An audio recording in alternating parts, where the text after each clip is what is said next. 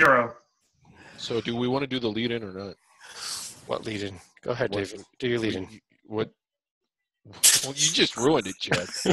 Good going, Chad. We're not even 10 seconds into the show. Chad has ruined it. Well, we're going to go back and edit this portion out. Good evening, everybody. Welcome back to Hoops HD. This is the Hoops HD Report, our weekly college basketball podcast. I am your host, Chad Sherwood, joined by David Griggs and Matt Sikowski to my sides. Down below, John Stalika, John Titel, and Joby Fortson. A full panel here this evening. And we have finally gotten past that other sport with that strange-shaped ball that they use. The Super Bowl is over, and it is now college basketball. In fact, the next major championship will be the NCAA tournament, and everybody in the world is now watching college basketball. Right, David? Everyone in the world. It's on page one everywhere. And, if you're just now we're going to get to this, but if you're just now putting it on your front burner, holy crap, did you miss a hell of a Saturday? I've heard. Tell us how you feel. I've heard. I mean, no spoilers, all right? I was busy Saturday, so I DVR'd all the games. Well, now that we are past the Super Bowl, this is kind of a good chance to kind of do a season reset. Everybody that hasn't been paying attention to college basketball maybe is coming in new to our site or new to our podcast. We want to kind of spend 2 or 3 minutes here at the start just telling you what we've got on the website. And so if you've seen it all and you know it already, you can just fast forward about 2 or 3 minutes in the podcast. Otherwise, I'm going to go ahead and pull up on the screen here, in fact, our Hoops HD website. There it is. It's a thing of beauty. Is that what the website looks like? Yes, that's it, David. Okay. I just want to go real quickly. We've got lots of tabs here, and they are all kept up to date on a fairly regular basis. Some of the important ones here, John Titel, you posted your all-conference awards. These are your mid-season awards that were here. I know you do a lot of work on that one. And you're going to be doing end of the season awards as well this year? Sure. Okay. We also have our bracketology tab here. If you want to know where our current brackets are, you'll see here both John T's most recent bracket as well as the one that our staff puts together during our Thursday evening podcasts. We've got the Centenary Award. David, you want to tell people what that's about? It's the worst team in college basketball. It's an award you don't want to win, but it does get you on our Mock Solidity Convention selection board. We also have tabs here with all the information you need to know about conference tournaments and how to watch them, the in-season tournaments from earlier this year. Joby, your nitty-gritty rankings are up here as well. Can you tell people a little bit about what those are? Sure. The goal of the nitty-gritty ratings is to look at the profiles of the teams the way that the selection committee went. So, the easiest way to say it is exactly what the chairman said this year. Who you played, who you beat, and where you played. Trying to analyze in that sort of fashion. It is definitely a measuring stick of what has been accomplished. It's not supposed to be a predictive model except to see what the NCAA selection committee might do. The best example is if you see a team that looks out of whack, either too low, too high, that should raise a red flag. It might not be 100% accurate, but it'll definitely, I bet you, it'll be higher than your common sense would think maybe in the selection committee's criteria on a high team or lower in a lower team. I think we see that little cutoff there between Tennessee and Seton Hall. That's where the at-large bids would cut off, correct? Yes, and for instance, I would say Seton Hall is should be in the top 45, but right now they still need to put some more meat on the bones according to the ratings. All right. A few other – Joby disagrees with his own rankings, and it's phenomenal. Few other notes here. You got the live video streaming guide. If you're looking for where to watch your games and they're not on TV, you can get any information you need about that. I do keep that updated regularly. Information about the current NCAA. I like how you skipped over the message board. The message board. David, tell us all about the message board. It's a great, quiet place to study if you need one. We do the forums. We do read it, and we will respond if you want to go on there and post to us. I'll be honest, I haven't been on there in a month. Well, Salik and I at least will go on. Okay. But it's true. I needed a quiet place last night while I was doing my taxes, and that was perfect. Yes, you do your taxes. And We also have a tab here for our team of the people. That is the New Hampshire Wildcats this year, who got robbed once again tonight. And Yes. we'll talk about that during the Under the Radar podcast coming up Wednesday night. And the most important thing up here for the NCAA Selection Committee is our Tournament Survival Board. It's probably going to get updated again sometime this week. It's been a couple weeks since we updated it. But this tells the Selection Committee exactly who is eligible for the NCAA tournament. Yeah, who's eligible and whether or not they should be being considered or whether or not they should be automatically in. We do this as a service to the committee. They can come onto this page and then they'll know what to do. There's lots of other great content. You can check it out. But I'm going to go ahead and pull that down for a second here. And why don't we do this also? Just take 2 or 3 seconds each of you. Kind of tell everybody who's joining us new who you are and why you're here. David, let me start with you. I'm David Griggs. I don't really know why I'm here. You just kind of found me at the bar one day and then brought me here. And you've been regretting it ever since. John Titel, I think you're here for better reasons than David, correct? Yes, I love college basketball. I love this as an outlet. And let me adjust my camera real quick here. After last night, I needed something to do the rest of the month. So happy to help. Okay. But, decent little game last night. John Sleeka, let me go to you. Yeah, I think I was brought in because our website needed a corporate champion. So if you saw one of our Under the Radar podcasts in late December, you would have seen a screenshot of that. But here I am in the heart of Big East country in Cincinnati, Ohio, proudly wearing my Xavier gear. And also keep an eye out for the occasional Throwback Thursday column on the website. And Joby, besides your nitty-gritty ratings, anything else you want to? Well, I was originally brought aboard by our colleague Kyle Lamb to the selection committee, pretty much because he said, wow, we've got a lot of Big Ten and Big East influence on this committee. Okay, you kind of know what you're talking about. You're an ACC guy. I'll bring in you for balance. Oh, and Craig Littlepage happens to be my alma mater of University of Virginia, happened to be the chairman of the real selection committee, which should have probably been mockingly done in 06. So that's how I came here, and I have a good statistician mind for numbers as well. That's the nitty-gritty. Right. And Matt. Yeah, I started up with the Hoops HD Godfathers, Kyle Lamb and Galen Clavio on a mock committee back in 2003 and have been with it ever since. And now this year have joined this lovely podcast and am making everyone a little bit dumber. Of course, I'm Chad Sherwood. I am in the heart of Big Ten country here in southern New Jersey. Oh, my God. You okay there, David? The heart of Big Ten country. We are. Rutgers, Penn That's State, the heart of on. Big Ten country. That country needs a cardiologist.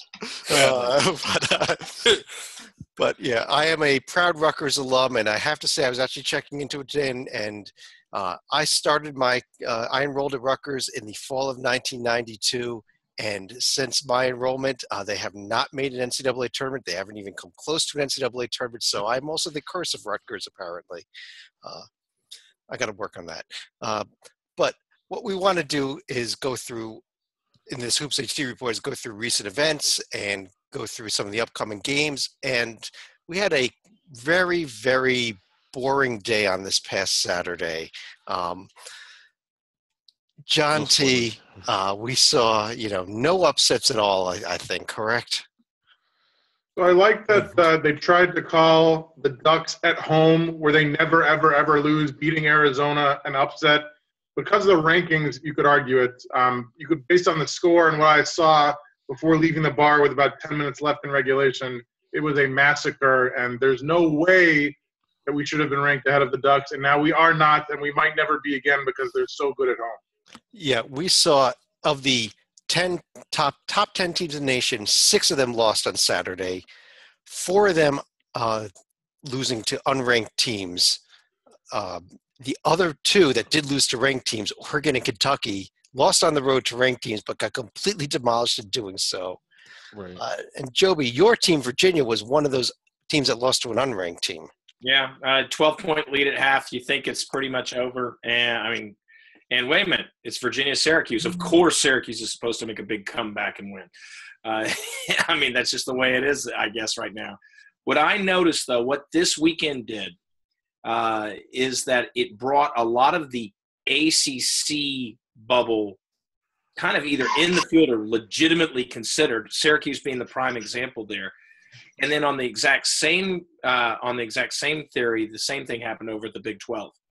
It's like, and I'm sure one of the other folks will get into the deepness of the Big 12, but 3 bubble teams desperately needing wins, major wins, got them. I would argue all 3 probably are inside the bubble right now. Oh, I would think so. Yeah. But Matt, the other team that lost to a ranked team was Kentucky, but losing at Florida. Not too much of a surprise that they lost at Florida, but the way they lost almost makes me think, have we been overvaluing Kentucky all year? Maybe they're not that good? I think they've hit a little bit of a wall with all their freshmen and De'Aaron Fox, bad ankle and playing under the weather.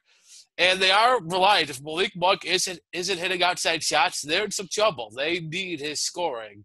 And if he's off, they're not going to be good teams. Yeah, but those are 3 of the upsets. The other 3 upsets were all in the Big 12. And Stalika, the Big 12, we've been kind of looking at the Big 12 as kind of 3 teams and everybody else this year, with West Virginia, Kansas, and Baylor being heads and shoulders above everybody. And to see all 3 of those lose on the same day at home to unranked teams, I was shocked. I mean, was it one of the most unbelievable things you've ever seen in your life? I think we have to go back to a Joby's comparison last week of those 3 teams throwing everyone else a life raft. So Iowa State and Oklahoma State seem to be on real firm ground right now. And Kansas State, I mean, as shocking as the Iowa State game was, I think the Kansas State game was also pretty surprising considering they were able to go into Baylor and really get back in the NCAA tournament picture after falling off the map themselves. But let's not forget Oklahoma State that we mentioned earlier. The good news for West Virginia is they're no longer playing any teams from the Sooner State at home this year. So that seems to be like the one inexplicable blip in a season that's included blowout wins at home over Kansas and Baylor and even a win at Virginia on the road. Yeah, and this Oklahoma State team is actually, after the 0-6 conference start, have been playing really well. But, David, Kansas State winning at Baylor and Iowa State ending Kansas's 51-game home win streak. Let me pull up those Big 12 standings here on the screen. What was the most shocking of these upsets to you? It's hard to say because they were all shocking in different ways, but if I had to pick the most surprising one, I would have Iowa State over Kansas, simply because of how weak Iowa State had looked on the road. I thought that they were a tournament team, but I just did not think that they had it in them to win at Kansas. And the fact that it went into overtime and they still held them off when it looked like Kansas had all the momentum, because even when it went into overtime, I'm like, well, if they don't get it done in regulation, it's not going to happen, and they did. And Kansas, I believe, had won. We looked this up the other night against Baylor, who that would have been a surprise that Baylor won, but nowhere near as jaw-dropping as Iowa State. They were 109-4 in their last 113 games, and it's not like Kansas plays a lot of weak teams at home. But they were all just – I mean – whenever that happens during a season, typically the 4 number 1 seeds will collectively lose less than 4 games at home. I think the number 1 and number 2 seeds last year, of those 8 teams, they collectively lost 6 games. Coming into yesterday on the season, West Virginia, Baylor, and Kansas had lost a grand total of 1 game amongst the 3 of them. That's the one that John already talked about, West Virginia's home loss at Oklahoma. So the idea that 3 top 10 teams that are looking at the 2 line or better would all lose at home to unranked teams, it's almost preposterous. They had a home loss at Oklahoma. Did I hear that right? Oh, to Oklahoma. All right. I'm sorry. But, John T., we are suddenly looking at the Big 12, and I think that we were talking about 3 teams in a bunch of bubble. Are we suddenly looking at a 6, maybe even a 7-team, maybe even an 8-team Big 12 this year? We could be, but I think the emphasis is still on bubble. I mean, I'll defer to the rest of the panel, but I don't see a lot of those teams outside the top three wearing white. I see a lot of different shades of gray, if not black, and other colors. But I don't think we're going to see a lot of 7 seeds from that bubblicious mess. Well, Joby, we had another team that did not pull off one of these upsets, though, was TCU, but they did have a pretty good week picking up a pair of wins, including winning at Kansas State, who then proceeded to beat Baylor. And as we record, this is in a tight game with Kansas here. Are we suddenly back on this TCU as a tournament team? Yeah. Yeah, I mean, right now, you can see the nitty-gritty range. The cutoff point's 45. They're at 41 right now. I think they are probably inside the bubble right now when you look at who they're competing against. And it gets back to what happened in the Big 12 last year. Last year, there was no such thing for the most part as a bad loss. Ironically, TCU was that bad loss. But it's a self-fulfilling prophecy. You don't get a bad loss, but if you get the win, you're beating a fellow bubble team that's probably in the tournament, as well as if you get the win against, as those three of K-State, Iowa State, and Oklahoma State do this weekend, you have a chance of getting a marquee win that pushes you well inside the bubble. So then all of a sudden when someone beats you, they're beating someone well inside the bubble. So it's kind of it's the exact opposite of a death spiral. So it's a life spiral, so to speak. Right. And I agree with John Teitel, and I think Joby too. I don't think those teams are wearing white. They're not in the top half of the bracket, but I think they all are in. All three of them would be inside the bubble, because when you're comparing them to other bubble teams, especially when it looks to be as weak as it does now, well, they beat a top 10 team at home. That is a huge thing to have in your favor when you're being compared to everybody else on the bubble who probably won't have anything like that. Well, Matt, I've got over here on the right side of the screen the upcoming games for this week after tonight's Kansas State-Kansas game, of course. We've got a huge one coming up next Monday night as the nightcap of Big Monday. But anything else you're looking forward to in this upcoming stretch this week? I'm looking at that Wednesday game between Baylor and Oklahoma State, because Oklahoma State, they might not be wearing white if the tournament started today. But I think come March, they will be. I could easily see them moving themselves up to like a 5 or 6 seed. I think they're a really good team that hit a hiccup at the start of Big 12 play, but have gotten over that. And now I think might get themselves to, say, 10-8, which I think would probably be about a 6 or 7 seed. I'll tell you one other game, Matt, that I'm looking at is actually tomorrow night's Texas Tech TCU game. TCU wins this. I think it really helps strengthen their case. Not that it's something big, but it's avoiding that loss. Texas Tech needs this win if they want to stay in contention for a spot, because they are the team that's fading of these top 8, I think. Yeah. But let's go ahead and run through a few of the other conferences, and let's go over to the ACC, where we already talked about the Syracuse win over Virginia, but we've got a lot of teams here that are still in NCAA tournament contention, and Syracuse sitting there on that, fifth, tied for 4th place. It's John T. Let me get your thoughts on the Syracuse team, because what the hell do you do with a team that's 7-4 in the ACC yet looks so bad out of conference with losses to St. John's at home, lost the game to BC. They lost one other game that was pathetic. I've slipped my mind right now. So, they lost to UConn by 2. UConn, thank you. St. John's by 33 at home, like you said, and BC by 15 on the road. Arguably all inexcusable and all enough to get you off the bubble. That being said, when you beat Florida State and Virginia on back-to-back Saturdays, you become a legit bubble contender. I'm wondering how much the Monmouth win back in early mid-November is going to help. When you look at their losses outside of those horrible 3, not terrible. Losing to South Carolina and Wisconsin in late November, those are 2 tourney teams. Losing back-to-back to Carolina and Notre Dame, those are 2 tourney teams. And the schedule looks very interesting. Obviously, they still have a home-and-home with Louisville. And with Louisville's chaotic roster due to suspensions and injuries, who knows who's going to show up for them. Hosting Duke on February 22nd is obviously going to be a huge one. And a home-and-home with Georgia Tech, who's fighting for that possible 10th ACC bubble spot. It's going to be a wild ride for Syracuse. I thought they were dead in the water way back in the day when they lost to BC to start out 8-6. They're very much alive. It seems like they struggle against old Big East teams, so naturally I'm expecting them to stumble at Pitt. That's a good observation. They have, like, against their old conference rivals that are no longer their conference rivals. Well, Pitt still is. Yeah, Pitt still is, I suppose. Joby, a week ago, it was Georgia Tech we were talking about. They had a bad week, losing first the game at Clemson and then the game at Wake Forest.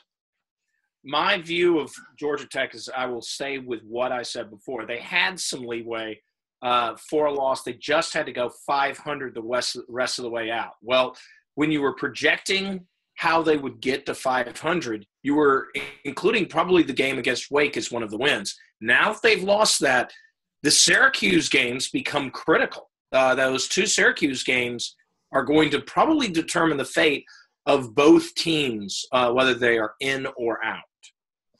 And I'm trying to get that Georgia Tech schedule up on the screen here. They got Tusculum. I don't know if they're going to be able to handle that. Huge game tomorrow night against Tusculum, but you see the two games with Syracuse still, along with BC and NC State and Pitt at home. A lot of winnable games here, though. Yeah, Miami's a winnable game, certainly as well. Miami is probably in the tournament, but if someone knocked them out, it wouldn't be a shock. BC's not as bad as they've been, so I can't make a joke about how they get a break after the Tusculum game. Okay. Matt, we got to talk a little Notre Dame here as well. And the Irish have gone from looking like one of the top teams in the nation to having lost 5 out of 6 games. What's going on with them?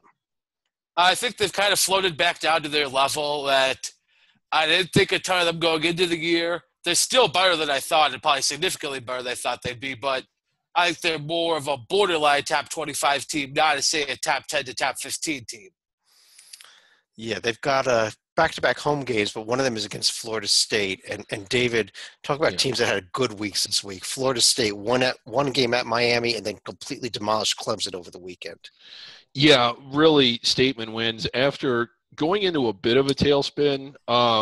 Really looking bad in both games the previous week, not just losing, but losing ugly to win convincingly in those two. They've got it turned back around.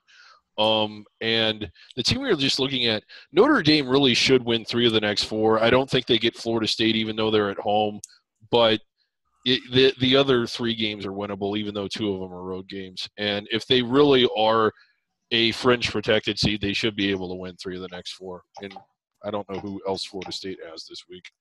Oh, wait, it's right there on the side. Florida State's at Notre Dame over the weekend, and they are hosting NC State on Wednesday, yes. Okay, they should be able to win both of those.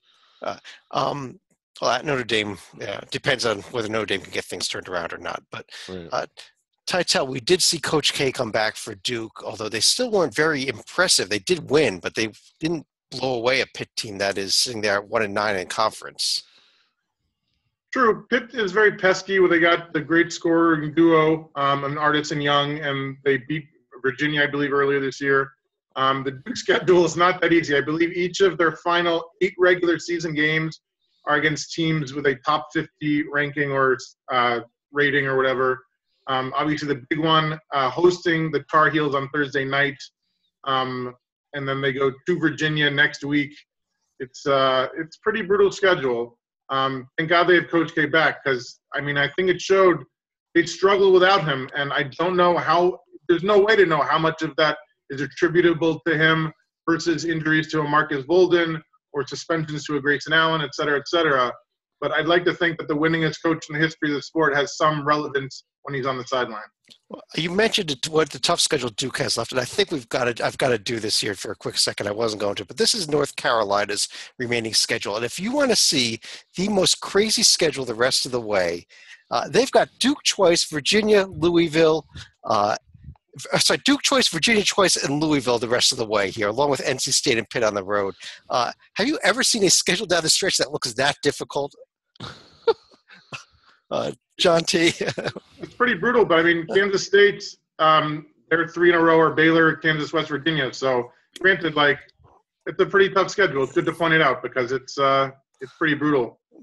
That's going to be a real interesting. If North Carolina can do really well in this schedule, I think they got a great shot at that one line. but I don't know how they do that with those teams coming up. But one other thing I want to bring up here, and Joby, let me bring you on this. Should we be congratulating Jim Boeheim for his 1,000th career victory or not? Yeah, I'm all over the place on this because, I mean, yes, we should. It's stupid. The games happen. Everybody agrees to this for the most part out there. The games happen. We should be doing it. There are other ways to punish for, I don't know, not letting them in the tournament. That would be, and they did do the self-imposed ban. I mean, 101 vacated wins. He's not at 899. He's at 1,000. Yeah. 101 vacated wins for Jim Boeheim. So, although he has walked off the court as a winning coach 1,000 times, I think we could all agree on that. Yes. I have to give Louisville a few more points for their self-imposed ban last year because they were actually going to go to the tournament, unlike Syracuse from that time span. Yeah, but they screwed over their roster. They should have put it in place this year the way Hawaii did it. But whatever. Yeah. Let's move on. Even Hawaii has a reprieve for the time being. Yeah. Let's move on to the Big East now. Wait, Chad.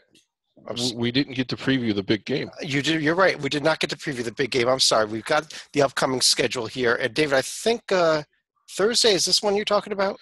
Yeah, and I don't want you to – I was going to share this, but I'll just tell you since I don't want to make you take it down. I just checked MapQuest, and guess how close these two schools are, Duke and North Carolina. How close are they? They're 8 miles apart. Really? And I was like on like Wikipedia today looking through NCAA tournaments, and I don't think they've ever played in the tournament. We can guarantee you're going to hear that about a dozen times between now and Thursday night. Both. They're 8 miles apart, and they've never met in the tournament. Not the NCAA tournament. David, well, it's actually sleek. Other than that game, that overhyped thing on Thursday, as well as the big Tusculum Georgia Tech, any other games you're looking forward to really here? I didn't realize that it made the list. I have to look at the Florida State Notre Dame game on Saturday because if the Irish are looking to stop the bleeding, this would be a big opportunity to do so and also avenge one of their earlier losses. Yeah, I'd also look at the week that Va Tech has. They could really use a few more wins to help them out here. At Miami, home to Virginia, a couple good tests for them. I think they go 0-2. They may start fading more towards that 8-9 seed range that they've been staying away from. Yes, as Joby will attest, storming the castle is never easy if you're wearing Virginia gear. Lost last year, so yes. Now let's move over to the Big East. And Matt, let me bring you in here with Villanova did not suffer an upset loss this week, correct? No, they did not, and I think are now pretty solidified as a 1 seed as long as they don't stumble too much down the stretch. I mean, and this looking, I guess Saturday is going to be a tough one at Xavier, who I think has actually played better since Edmund Sumner went down. Hard as that is to believe. Yeah, I would agree with that, though. Yeah, huge game coming up, Villanova at Xavier. And Sleeka, you are our Xavier guy. They picked up a huge win at Creighton this week as well as Seton Hall at home. Yeah. I mean, if you saw the end of the game, I couldn't tell if Xavier was holding them off or if Creighton somehow wanted to win that one less. But I guess to get back to Matt's point, I think one of the things that's happened ever since they found out Miles Davis left the team, it did seem to take a weight off of Quentin Goodid's shoulders because it really put him in line as far as being the point guard, or I guess until Sumner's injury, he would have been the number 2 option. But, I mean, so far they were able to also survive against Seton Hall at home. They shouldn't have too much trouble against DePaul this week, but there's certainly a chance that they can knock off Villanova at home, but easier said than done. Right. And Joby, you were championing Georgetown last week. Are we done with that after they lose the game to Seton Hall, or do you still want to? They're out right now, but they've got plenty of opportunities. God forbid they pull off the amazing upset coming up. But given you playing in the Big East, you have your opportunities for you, and they are not. You cannot count them out. I wish they could because I walked out onto a pretty thin limb, basically saying that JT3 would not survive after this season. But the fact is that 13-11 record has to gap itself. You cannot – they are not Georgia. I've said this last week. They are not Georgia from a decade ago, which got in at a 16-14 record. They cannot afford a record like that. They need to be about 4 or 5 games above 500. If they do that, they will have collected wins that probably do deserve that, make them deserving of a tournament bid. Well, Titel, here's the list of upcoming games. What are you? Is there something you're looking at besides, of course, this huge Villanova-Xavier game on Saturday?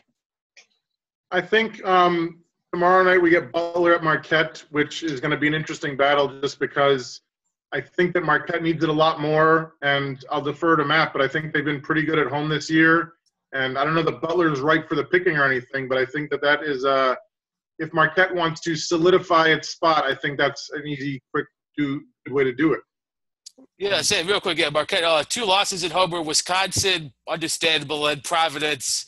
With the context, it was the game after Nova. There was a hangover, actually kind of understandable. So Marquette has been pretty tough at home, but this is one of their toughest tests so far, other than Nova. Right. And look out for that Butler-Providence game. Butler, David, has struggled surprisingly in a few games that you didn't expect them to lose, and that Saturday game could be a bit of a trap for them as well. It could be. In Providence, tough to beat at home. So it wouldn't shock me at all if Butler wasn't able to get the win there. All right. David, let me stick with you for a second as we go over to the Big Ten, which saw, some interesting games this week, including, what the heck is going on with this Indiana Hoosier team? They need 3 overtimes to beat Penn State. They lose to Wisconsin. I think their fans want to fire Tom Crean yesterday. Yeah, the loss at Wisconsin, I mean, Wisconsin's up to 7th in the rankings. Not that is the end-all, be-all, but this is a really good Wisconsin team. I don't think there's any shame in going there and losing the way that they did. They really competed. Had they played like that, they'd have a lot fewer than 9 losses, I can guarantee it. But they're just schizophrenic. I mean, they have beaten Kansas and lost to IPFW. I mean, the range of this team is crazy. And last week, or leading into this, they'd been blown off the court by teams that were on the bubble, like namely Michigan, if they're even on the bubble. So they're just all over the place. I think they're in the field. I think they pretty much have to be given their wins. And as many losses as they have, none of them are too terrible, but who knows what they're going to do. And Titel, let me bring here about another team that actually had a real good week. That was Purdue, picking up the first of all beating Northwestern huge at home and then winning at Maryland. Is this Purdue team now legitimately finally making that move that we thought they would make all year, and they just kind of have these hiccups? Yes, except if they go into Indiana on Thursday and lose, then I think we throw that right out the window. Huge win at Maryland, which not a lot of teams have done this year. For those who didn't see it, it was back and forth all night, and then Isaac Haas caught the ball with 2 seconds left on the long inbounds pass and traveled, and then Kevin Huerter had an amazing look at a 3 from the side to win the game, and it just went off so close. It would have been quite the dagger if he had made that. Purdue's got a tough little schedule coming up. I mean, they host the Spartans. They go to Michigan. They go to Northwestern. But Caleb Swanigan is certainly looking like a Player of the Year candidate, despite fouling out.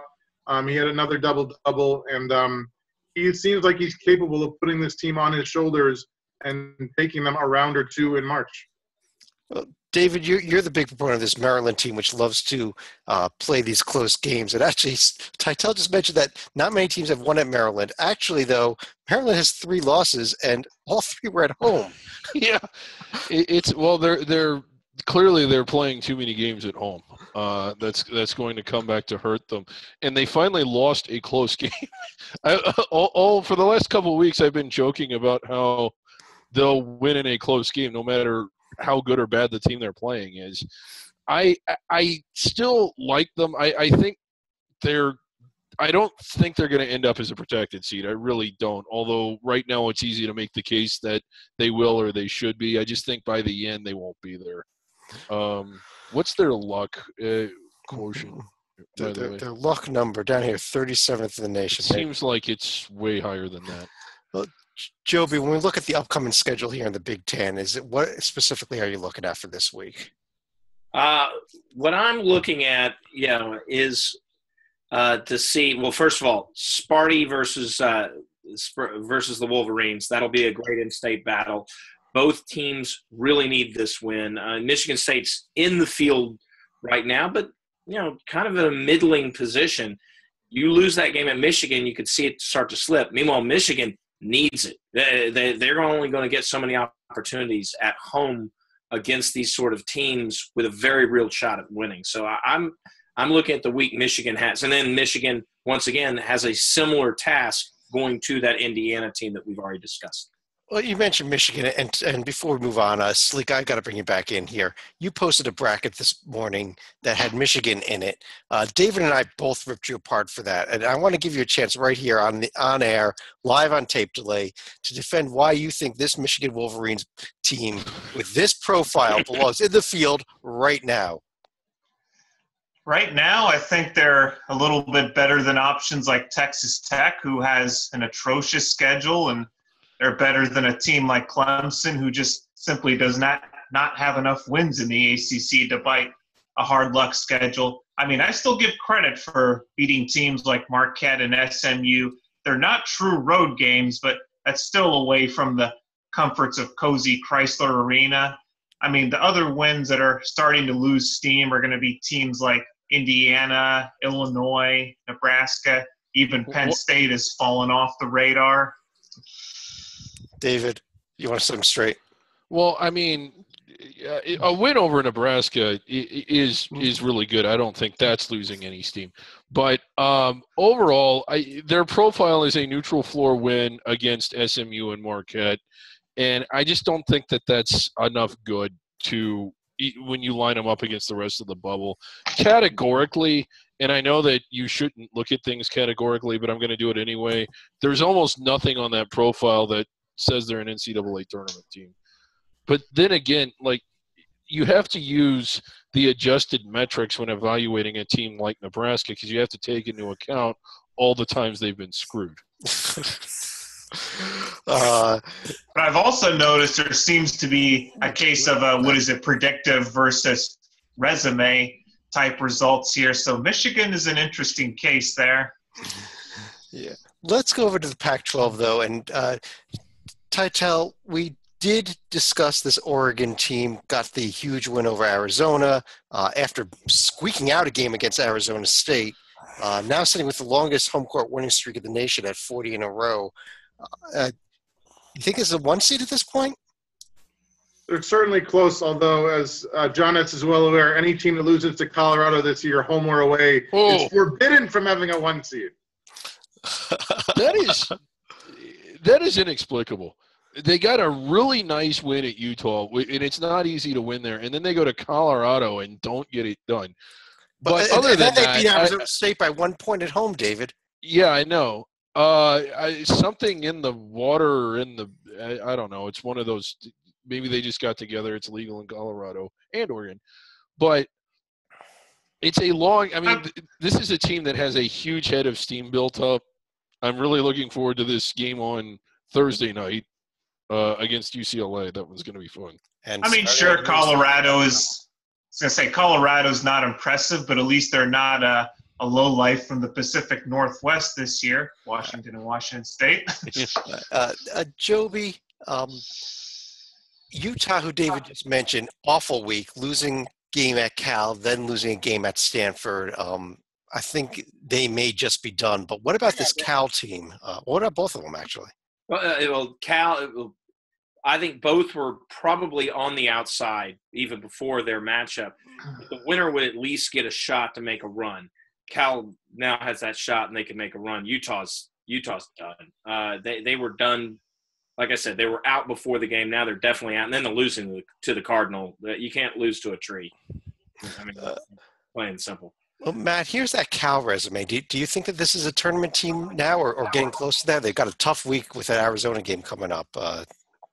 Yeah, I don't think they're in now. I think they need to either beat Arizona or Oregon to get in because look, they lost to Seton Hall on a neutral court, and I don't think, say, their resumes are pretty similar, but if it's down to, say, Seton Hall and Cal, I think you'd have to take Seton Hall right now, where if you get one of those wins and, say, Seton Hall doesn't get one of those Butler, Villanova wins in the Big East, then you might leapfrog them, but that's right down the cut line. I think Cal needs either Arizona or Oregon. Yeah. Are we done? Go ahead. You have a comment, David? Oh, well, no, not about Cal. Okay. I just noticed something. Big week for Oregon State moving into the RPI Top 300.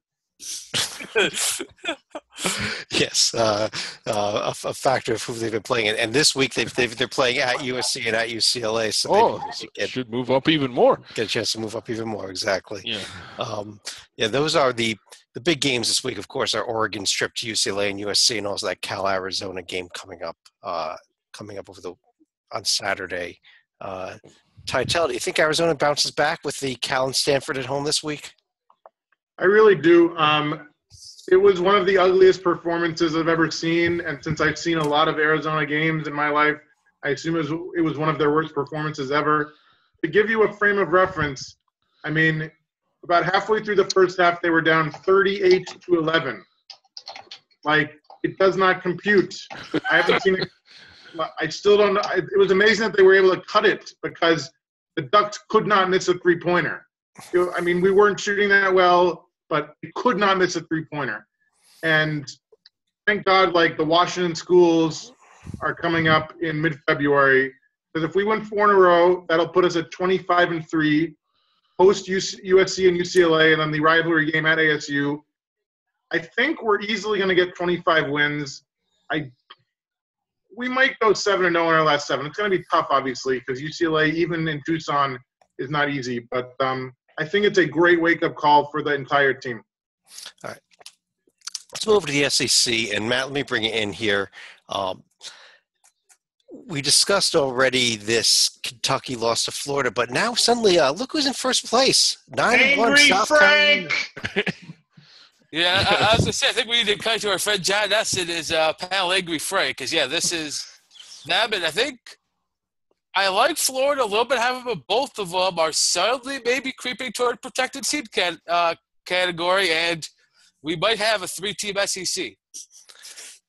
Oh, I think it's only 3 teams. Well, we discussed Tennessee a lot last week. They, after winning at Auburn, laid an egg at Mississippi State, David.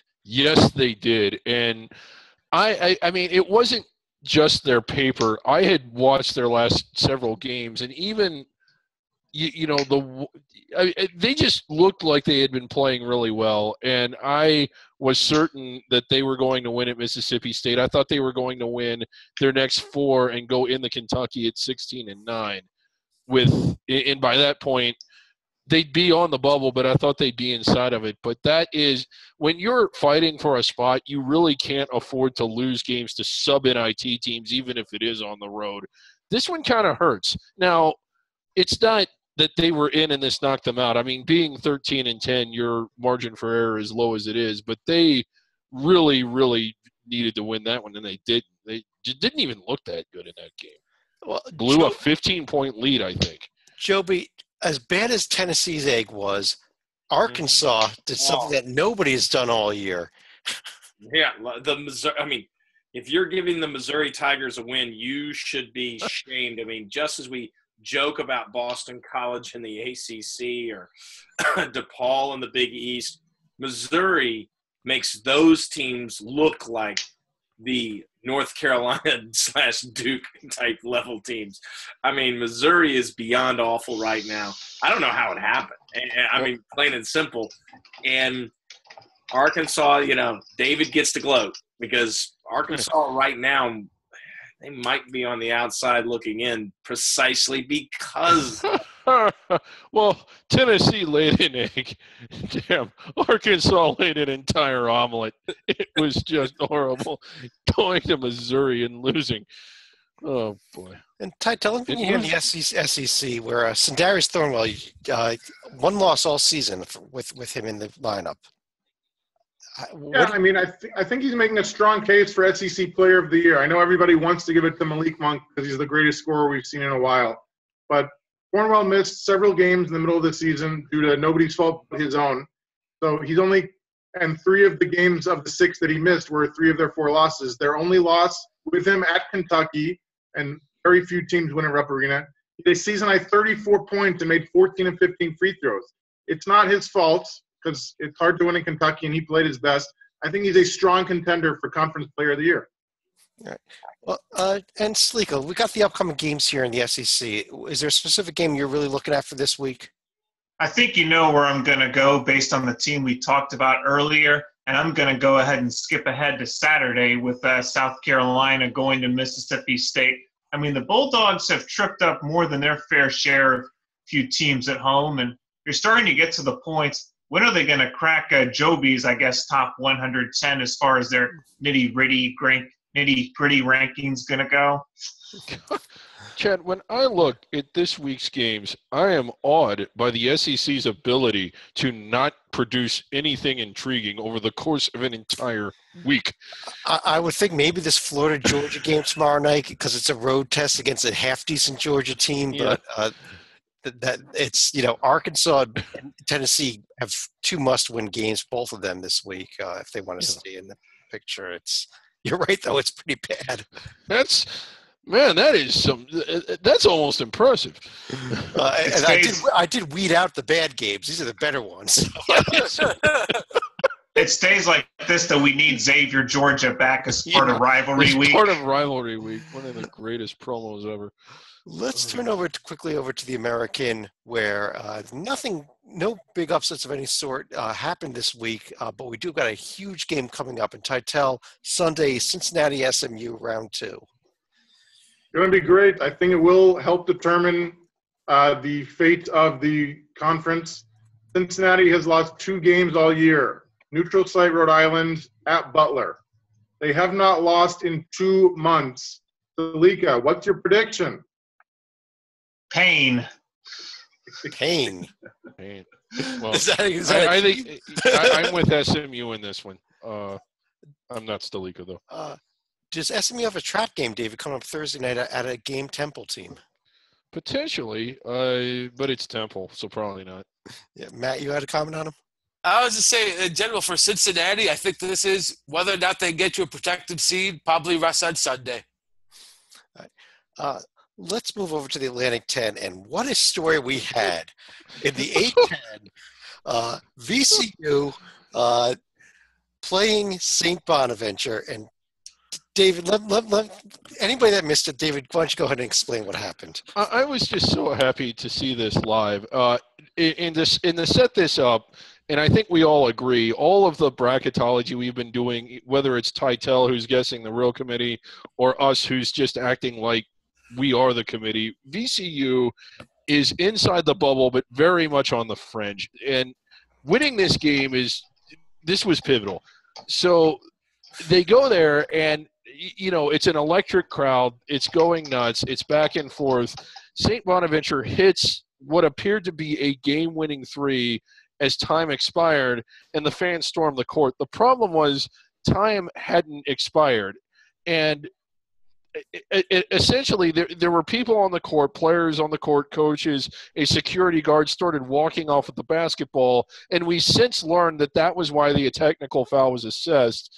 The replay showed that the fans didn't actually go onto the court, but for some reason the clock operator started the clock. Well, okay, backing up. When the security guard was walking off the court with the ball, I can only assume the man thought the game was over and wanted to pick it up, knowing the court was going to be stormed so nobody would run off with it. A VCU player saw this, yelled at a referee that the security guard had the ball, ran and took it from him, inbounded it, and then started jumping around like crazy, asking for a technical foul to be called, and it was. VCU, after everybody's cleared off the court, in replay, hits the free throw and wins in overtime. It was a win they needed, and it was one that they got under the most bizarre circumstances I've ever seen. Well, just a couple of things here. There was still 0.4 seconds left, and if you watch the replay, not only were fans going onto the court, half of the VCU bench, maybe all the St. Bonaventure bench ran onto the court. There's also another angle replay that actually shows one kid that ran out to the court as soon as the shot was hit. It actually ran into one of the referees, knocked the referee down. So it was a pretty bad action there by St. Bonaventure fan. This is different than the Oregon UCLA game, in that, oh my goodness, the clock itself did say 0.4. Yeah. It's not like the fans look up, see 0-0, and they run on the court. Look at the dang clock. Yeah, look at the clock. I think that's a huge difference because the clock did still say 0.4. Yeah, I don't think they ran out there.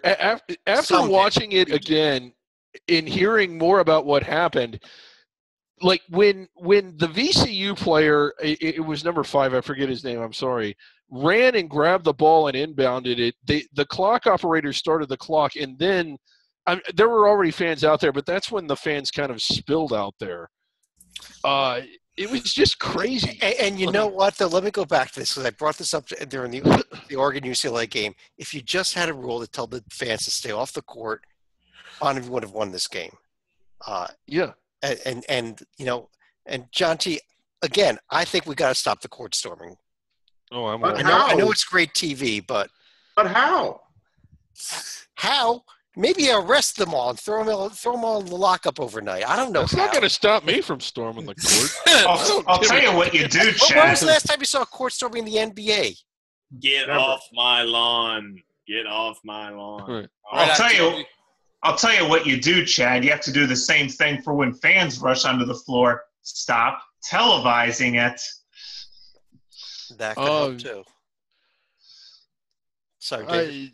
Well, in this case, I mean, they kind of did it to themselves. If you don't like court stormings, then you must have loved this. Matt, upcoming games here. Huge one coming up Friday night. Final chance here for Rhode Island? Yes, and I think it's one they take. And being the Mr. Rhodey here of the group, I think they win out, and at least as long as you win out and get to the A-10 tournament, maybe you don't lose one of those Duquesne, SLU, Fordham type games. I think Rhodey's going to win out and sneak in the tournament, maybe a date into the first 4, but I'm still back in the Rams. All right. Let's move over to our last conference for the evening, and that's the West Coast Conference, where we saw the Zags pick up the win at BYU. We also saw St. Mary's get a win, a little bit of a win of note at San Diego. The final score, and you missed it, 71-27. Yeah, 71-27. As Tytel said, just does not compute.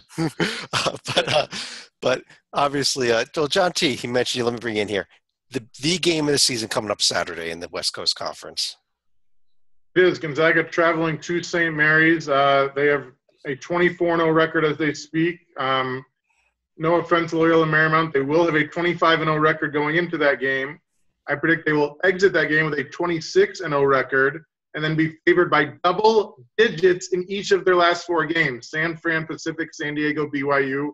I don't always predict an undefeated season, but I think 30-0 is going to happen. Do you think that they run through the conference tournament also? They make it 3-0 against St. Mary's? I know it's very hard to defeat a team 3 times in one season. And what's amazing is St. Mary's, they're literally a Texas Arlington win away from having a 3-loss season where all 3 losses were to one team. I wish I had time to research that because I assume it's never, ever happened. It's amazing to think about. I think when you beat a team 71-27, I think you're getting ready for the Zags. It'll be the ESPN Game Day game. Matt, let me go to you on this. Yeah, I'm calling my shot. St. Mary's wins. You're calling it. All right. Joby, do you want to make a call also? I would, John T. I think this Gonzaga team is maybe the best Gonzaga team that's been here. I still won't be talking about them in our next segment, though. In our next segment, David, want to get right to that, actually. Let me go ahead and pull this down. We haven't done this since early in the season, and what I wanted to do was go through each of you. And now that we are past the Super Bowl, college basketball is the number 1 sport out there. I want to go through each of you and ask you, who do you think the Final Four is now, and who's going to win it all? David, let me start with you.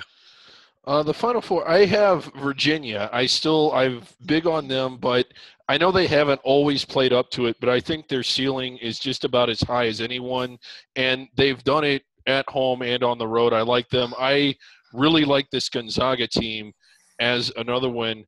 Villanova, their depth bothers me a little bit, but, I mean, they're also really good. And, you know, my fourth team, a bit of a surprise. I'm going to go with Wisconsin. And as a fifth team in the Final Four, I've got to take Tim Miles in Nebraska. I was ready for Nebraska as the fourth one. So. But Salika, sorry, David, who wins it all? Who wins it all? That's a great question. I'll go with Gonzaga. Really? Yeah. Okay. Salika, who are your Final Four and your champion? Well, I would have also agreed that Wisconsin will be a Final Four team, and I'm also going to go with some of my preseason picks, and that's going to be Oregon, Virginia, and I'm going to say Villanova gets the other Final Four bid as well. And your champion? Champion, I think I'm going to go with Wisconsin right here. Wisconsin to win it all. All right, Matt, what are you looking at? Well, Sorry, Matt. I would say that would cap 2017 and the end of 2016 for me, but I could go with Gonzaga. I could go with Villanova. I'm going to go with Wow. Gonzaga, Villanova, then we lost you, Matt. Florida State. I'm sorry, Gonzaga, Nova. Baylor, and then Florida State. Baylor and Florida State. And your champion is? Gonzaga. Gonzaga. That's two votes already for Gonzaga to win it all. Yeah. Joby, you want to make it 3 Zags? No, they're not going to make that. They don't get listed even in my Final Four. I think they'll find a way to lose. What? Fortunately, Silly man. I think the Virginia team you mentioned, my alma mater, might find a way to lose as well. The 4 teams I like right now, I will go with North Carolina. They're especially if Penson's healthy. Kansas, Villanova is the real deal, as we saw last weekend. And the 4th team, the surprise team, I will go with John T's team in Arizona. To win it all, I love the 2-guard tandem at Kansas. Guards win in the NCAA tournament. Kansas is my pick. All right. Titel, where are you going? I'm going crazy trying to find 4 because there's so many good teams this year and not a lot of elite teams. I think Villanova is elite enough to get back. I don't think they're going to repeat because it's been a decade since we've seen anyone repeat. My second team, I agree that guards help and that Kansas's guards are great. I just think that I didn't think I'd see them lose at home this year. Now that I have, I'm a little bit less of a believer, especially with all the off-court stuff. But I love the Big 12. I think Baylor might sneak in as my number 2 team. I know Gonzaga is great, and I do think they're going to go undefeated, but I'm not a believer of them in March due to the fact that they never make the Final Four ever. So the ACC is great. Louisville's got injuries and suspensions, and while Virginia's great, with Austin Nichols, I love him. Without him, I think Carolina's got a lot of stuff. And for my 4th, I'll keep it out in the Pac-12. I don't think my Wildcats are going to make it this year as much as I'd love them to, especially because I'm going to be in Phoenix during the Final Four. But I think I can save $1,000 by not having to scalp a ticket to go see my team. I was so impressed by the Ducks. Like, this is the epitome of recency bias and the anti-Colorado stance. I think the Ducks are going to make it. As far as who's going to win it, they're all capable. I don't think Villanova is going to repeat. God, it's Pull tough. the trigger. I'll pull the Carolina trigger. Pull Oh, the Carolina trigger. I thought you were going to go with Oregon. Has Oregon been in a Final Four since winning the first NCAA tournament? I don't think they have. I don't think they have. Yeah. Let me throw my picks out here. I do agree with all of you at Villanova, and amazingly, that's unanimous now. All 6 of us do believe that Villanova is a Final Four team. I also would have Oregon in there along with Virginia. Yes. And my 4th team is Kansas, who is also, I'm going to go with you, Joby. I've got Kansas winning the whole thing. Yeah. I But do. you got Virginia. Amazingly, in terms of consensus here, Villanova was a consensus. Oregon and Virginia were the next 2 most teams that we selected among our group. Then we got a large tie for the 4th place team. And the Virginia grad did not pick the Virginia. Well, I'm telling you, Virginia, Tony Bennett, he They're might playing be better. pretty good. They are playing better than they have all year for the most. Keep your eye on Tony Bennett. But, He might be halfway decent. On that note, let's go through each of you for any final thoughts. And Joby, let me start with you. Well, you know what has to be said. Thursday night, be glued by your TV. I think The Big Bang Theory will be awesome this week. Yeah, I agree with you, Joby. New Hampshire and Vermont Thursday night. I'm so excited.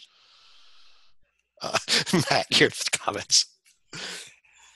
Say there's a team I started calling last year around this time that did have a great resume, but I thought they're playing really well, and they're actually your current number one right now, Gonzaga. This year's version of that are your Shockers at Wichita State. They were so impressive on Saturday against a good Illinois State team. I know depleted without Mikhail McIntosh, but still a top 100-esque team, and they just ran them off the floor. And I think Wichita, you don't want to see them in March, and especially if they're actually lucky enough to be, say, a 10 or 11 seed. I think they go at least 2 rounds and maybe even further, and I call them a Final Four dark horse. Wow. Okay, Titel, you want to follow that up? I'm going to follow it up with a late contender, I guess, now that we're in February, for Coach of the Year. Say what you will about Scott Drew and all the other amazing performances this year, Mark Few. I want to give a little love to Paul Weir. He's a first-year coach who took over New Mexico State. I know their schedule sucks. Like, I'm not saying he's automatic. He's probably not even going to be among the winners. His team is 22-2 and has not lost since November 18th. They've not lost at home all year. He was a defensive assistant to Marvin Menzies with the Aggies. He also was an assistant to Steve Alford back in the Iowa days. He's got 3 master's degrees. Kids, stay in school. I like it. Stalika. I'll go back to the VCU St. Bona game again, and I'll say, I mean, if you're looking to see the court rushing subside, I'd much rather see someone lose a heartbreaking game than actually see a serious injury that would take place during a court storming, because it's obvious that fines from their respective conferences aren't doing the trick. So I'm sorry St. Bonaventure and their fans had to be the guinea pig, but we'll see how this goes. And David. Right now, as we're recording this, there is a promo for Duke, North Carolina on ESPNU. It's a great rivalry. It really is. It's one of the best rivalries in American sport, depending on how you define that. And basically, but whatever happened to some of the other great ones? It seems like we used to have rivalry season, and then we had rivalry week, and now we have rivalry week with made-up rivalries where it's just any 2 teams that happen to be playing the first time Duke and North Carolina play each other. I have really enjoyed this season, but with a lot of conference realignment, yeah, I do miss Kansas, Missouri as the obvious one, but I miss other ones too. West Virginia, Pitt, BYU, Utah. I know they still play, but it's not the same. Syracuse, Georgetown. I know they still play, but it's not the same. I mean, as much as I like Duke, North Carolina, it seems like this week and really all of college basketball, remember the old Big Eight? I mean, my God, it was nothing but rivalries. I would like those back. And for the love of God, I know that Duke and North Carolina are 8 miles apart. They've never met in the NCAA tournament. If you were to have a drinking game where you took a drink every time that was pointed out, you'd be hospitalized with alcohol poisoning. Well, I guess on that note, my final comment is one thing that you all do not want to be wasting your time with coming up on Saturday at 12:30 Saturday afternoon. CBS is going to have the bracket preview show where the tournament committee is going to announce who their top 16 teams are right now. And the media is going to proceed to read everything into this when it is going to be absolutely and completely meaningless, because it's going to have zero effect on what they actually do in the selection room in March. It's just nothing but a TV event. So it's going to be overhyped. It's a waste. I think don't even bother watching it. But I'm sure we're going to be talking about it all Saturday, Sunday, Monday, all of next week. But on that note, on behalf of myself, Chad Sherwood, along with Matt Zukowski and John Titel off to my sides now, John Stalika, Joby Fortson, and David Griggs down below, I want to thank you all for joining us, and we'll talk to you again real soon.